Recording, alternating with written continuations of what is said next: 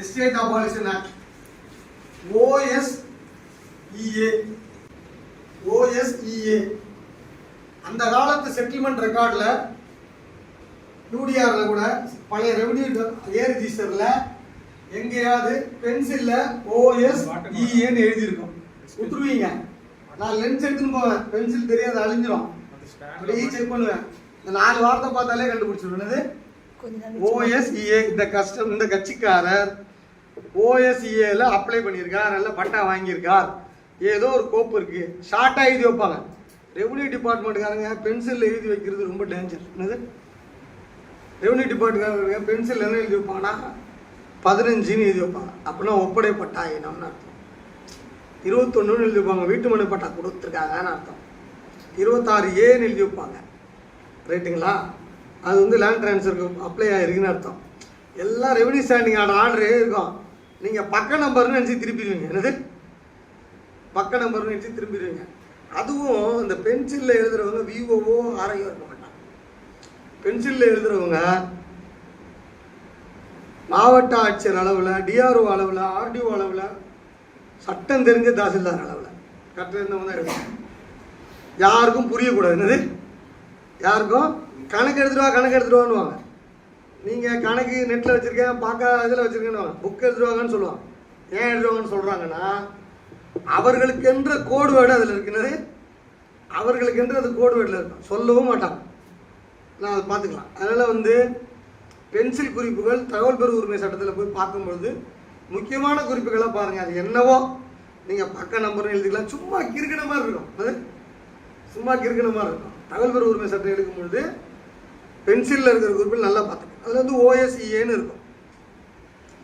இப்போ 2 எஸ்டேட் இனாம் ஒழிப்பு சட்டத்திலையும் ஜமீன் ஒழிப்பு சட்டத்திலையும் 2 சட்டத்திலையும் செட்டில்மெண்ட் நடக்குது. ஒரு கிராமமே இனாம் கிராமம். அந்த கிராமத்தையே இனாமை ஒழிச்சிட்டு அங்கே யாரெல்லாம் பூமியில் இருக்கிறாங்களோ அவங்களுக்கு பட்டா கொடுக்குறாங்க. அந்த பட்டால ஒரு இடத்துல அனாதீனம்னு போட்டாங்க. அதில் அந்த அனாதீனம்னு போட்டதில் ஒருத்தருடைய நபர் பேர் வரணும். அவருக்கு பத்திரம் அந்த இடத்துல இருக்கு. ஆனால் செட்டில்மெண்ட் நடந்த காலகட்டங்களில் அவங்க கூப்பிட்டப்போ இவர் போல.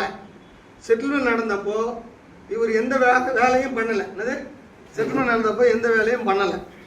அப்படின்ற பட்சத்தில் செட்டில்மெண்ட் முடிந்து 2 வருடம் 3 வருடம் கழித்து செட்டில்மெண்ட் அந்த ஊரில் 55 56 முடிஞ்சா நீங்கள் கணக்கெடுத்து பார்க்குறீங்க. செட்டில்மெண்ட் என்னைக்கு அச்சடிக்கப்பட்டு வருதுன்னு பார்க்குறீங்க.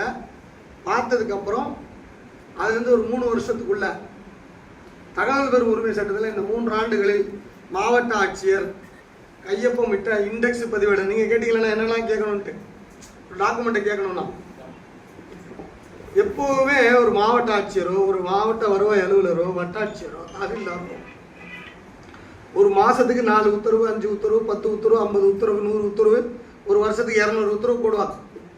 இப்போ இருக்கிற உத்தரவுலாம் ஆன்லைனில் அப்படி அப்படியே சேவ் ஆகி PDF ஆகிடுது. ரைட்டுங்களா?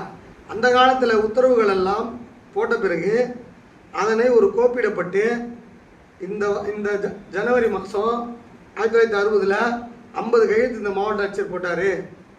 அந்த 50 கையெழுத்தில் அந்த 1ஆம் நம்பர் இத்தனாம் தேதி, வரிசை எண் 1 இத்தனாம் தேதி, அதோட சர்க்குலர் நம்பர், அந்த கடித நம்பர், அது என்ன டிபார்ட்மெண்ட், என்ன சர்வே நம்பர், எது சம்பந்தமாக குறிப்பு அப்படின்ட்டு அதோட பயனாளி எழுதி இண்டெக்ஸா எப்படி ஒரு அட்டவணை எழுதுவோம். கையெழுத்து போட்டதை ஒரு அட்டவணை எழுதுவாங்க. கையெழுத்து போட்டதை நீங்கள் என்ன தேடுவீங்கன்னா ஆவணத்தை கொடுங்கன்னு.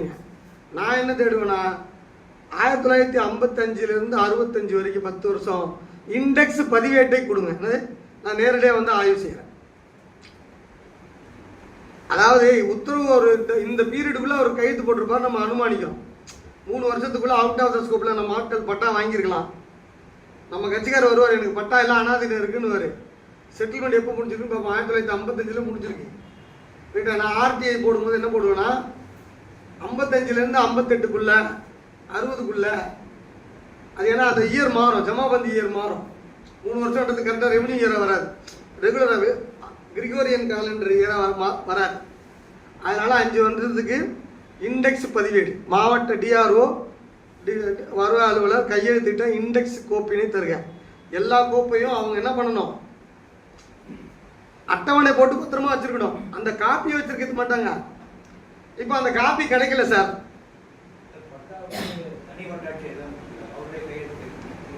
சார் நான் பேசுறது வந்து அவுட் ஆஃப் த ஸ்கோப். பட்டான்றது அதெல்லாம் நான் யூடிஆர் வந்து உங்களுக்கு தெளிவாக விளக்குறேன். அப்புறம் பேசிட்டு செட்டில்மெண்ட் அவுட் ஆஃப் த ஸ்கோப்பில் செட்டில்மெண்ட் முடிஞ்ச பிறகு செட்டில்மெண்ட் ஆஃபீஸர் உங்களுக்கு உங்கள் இடத்த புறம்போக்குன்னு போட்டு போயிட்டாங்க சார், போயிட்டா. அதுக்கப்புறம் ஒரு ப்ரொவிஷன் இருக்குது. என்ன ப்ரொவிஷன் இருக்குன்னா, எனக்கு அவுட் ஆஃப் த பட்டா கொடுங்க, 3 வருஷத்துக்குள்ளே அப்ளை பண்ணுவார் செட்டில்மெண்ட் முடிஞ்ச பிறகு. அதை விசாரித்து டிஆர்ஓ பட்டா கொடுக்கலாம். எதை எதிர்த்து? செட்டில்மெண்ட்டுக்கு எதிராக. நான் நிறைய பேர் செட்டில்மெண்ட்டு அனாதீனமாக இருக்குது, செட்டில்மெண்ட்டில் ஆப்போசிட் பார்ட்டி பேர் இருக்குது, என் பேர் சேரலை அப்படின்னு குழப்பிட்டு இருக்க வேணாம். இதை தேடி பார்க்கணும். இதை தேடி பார்க்கணும் அவுட் ஆஃப் த ஸ்கோப்பில். ஏன்னா பல கட்சிக்காரர் பையனும் இருப்பான். அந்த காலத்தில் தாத்தா இருந்திருப்பார். என்னது அது புரியாது. மரக்காணத்தில் பக்கத்தில் இந்த விளாம்பாக்கம்னு ஒரு ஊர், பனையூர் ஊர், ஒரு 3-4 ஊர் இருக்கு. இதெல்லாம் பார்த்தீங்கன்னா எஸ்டேட்டு கிராமம். வழக்கு நிற்குது.